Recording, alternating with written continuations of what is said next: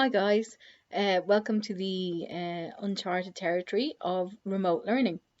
For the time being, what I want us to do is not focus on room, but instead I want us to focus on question B, which is on paper 1 in the Leaving Cert. What I want us to do is get some practice writing, and I'll talk you through every single bit, so you won't have very much to worry about. I have this video, but there's also the slideshows as well.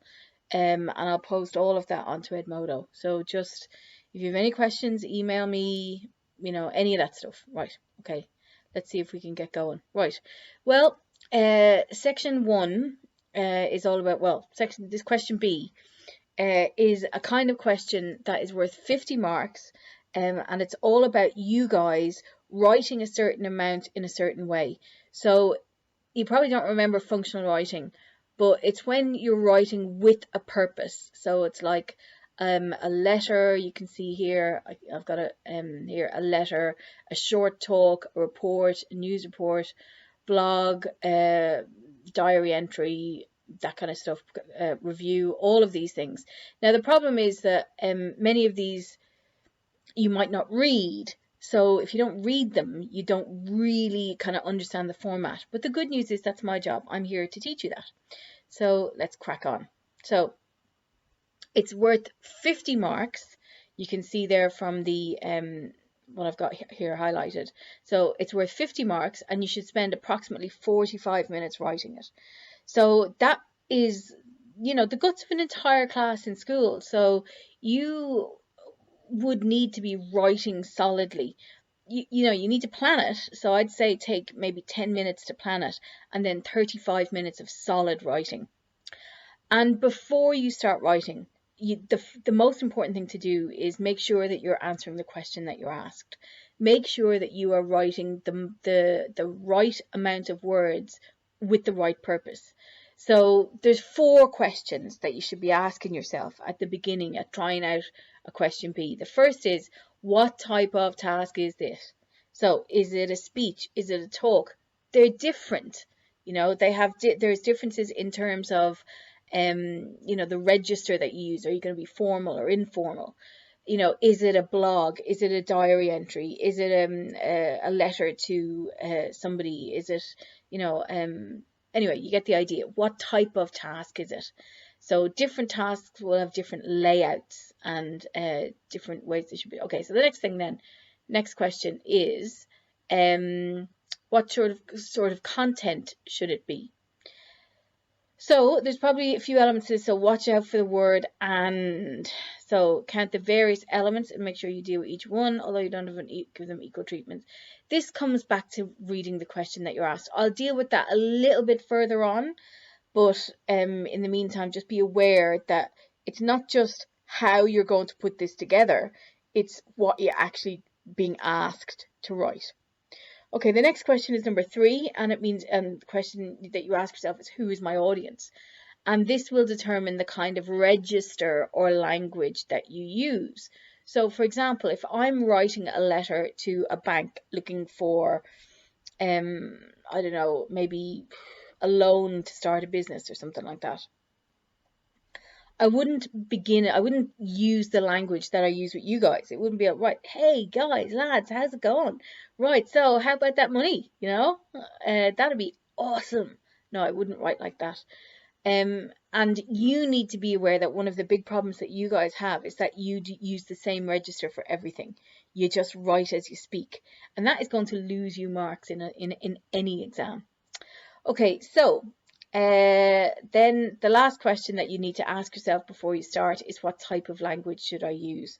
So again, this is important. If it's a talk, make sure you include features of language of argument.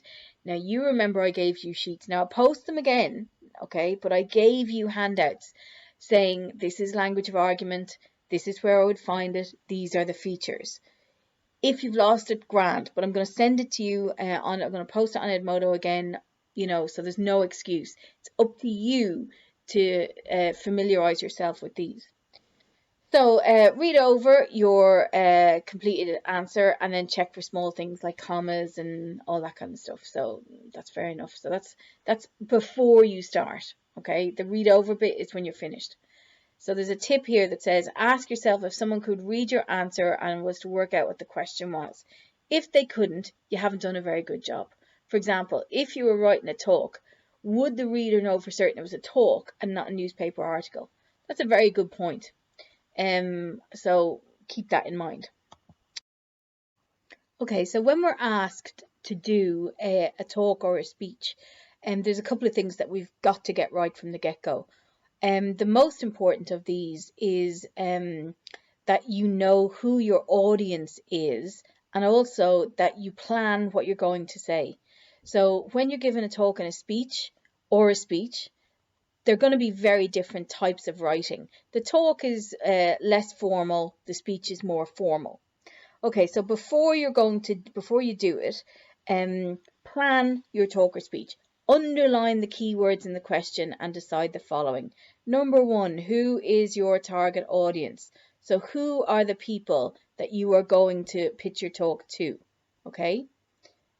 The next one is, what will the content of your speech or talk be? You can see here, you can read from this, check how many different things you have to include in your talk.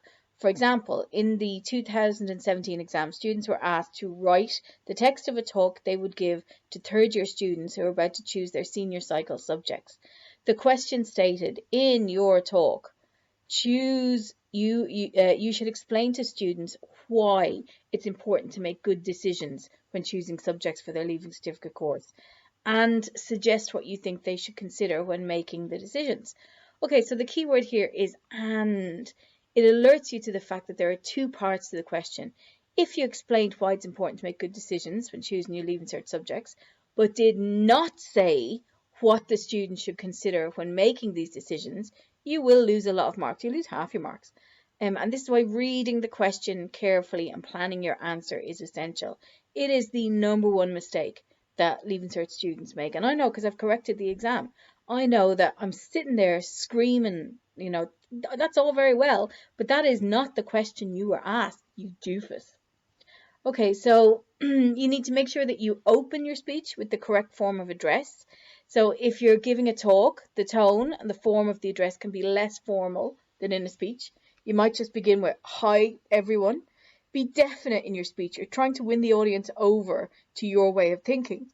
So use the language of persuasion and or the language of argument when you're writing a speech or a talk. Now, you know this, and you know from those sheets that I gave you at the beginning of the year that there are certain things that you have to put into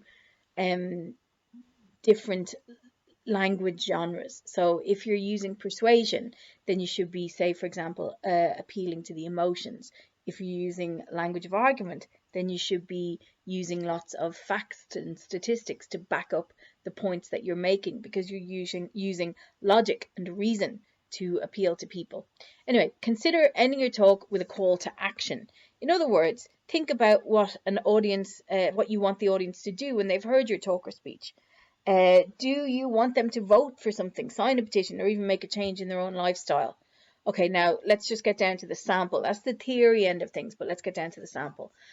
So in the exam in 2013, students were asked to write the text of a talk that you would give at a happy family event in which you recall some of your important memories. So you can see here a lovely picture of a deliriously happy family. Oh, look, they're so delightful, except for her. She seems like a right cow. Anyway, so what form should this task take? Well, obviously, it's a short talk. What should the content be? You should discuss a number of important family memories. So, in which you recall some of your important family memories. So, it has to have those family memories. Some could be taken from early childhood, some from late years. Remember, this is a happy family event, and the language should be positive and upbeat. So, now is not the Jeremy Kyle moment. Now is not the time to reveal that, you're pregnant, or that you're in love with your auntie, or, nothing inappropriate in here. Thanks very much.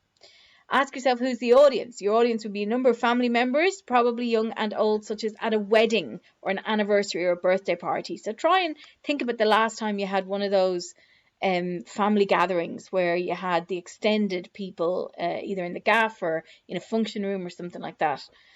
What register should you use? You're speaking to family members, so your tone can be relaxed, but it should also be clean, okay? And you might have to address audience members directly. Like, it's good to call out Auntie Joan, or, you know, thanks Uncle Shane, or whatever. Right, so the most important thing is that you've got to recall important memories. Okay, so I've got a sample answer here. The first thing is the bit up here at the top. So this is the sample answer. So, on behalf of Mum and Dad and all the family, I'd like to thank you all for coming here tonight to celebrate their 25th wedding anniversary with us. Now, I know the last thing you want is to sit through long speeches, so don't worry, I'll let you get back to your dessert in a few minutes. Okay, so you begin by, as the tip says, addressing the audience. But what I want you to do is I want you to use this as an example, and I want you to model your own answer on it. I want you to write your version of the opening paragraph. And here's one I did based on this. So instead of on behalf of Mum and Dad and all the family, I've written good evening everyone. And on behalf of Mum and Dad, I'd like to thank you all for being here to celebrate their very special day. Then I've kind of gone off a little bit. We all know that they've been married for 25 years, but I won't keep you that long. We're all looking forward to tucking into the cake. Many thanks to Auntie Josie for making it. So it's the same kind of thing, it's just said differently.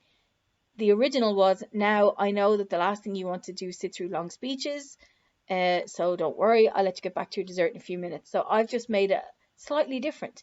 So what I want you to do now is I want you to write your version of the opening paragraph.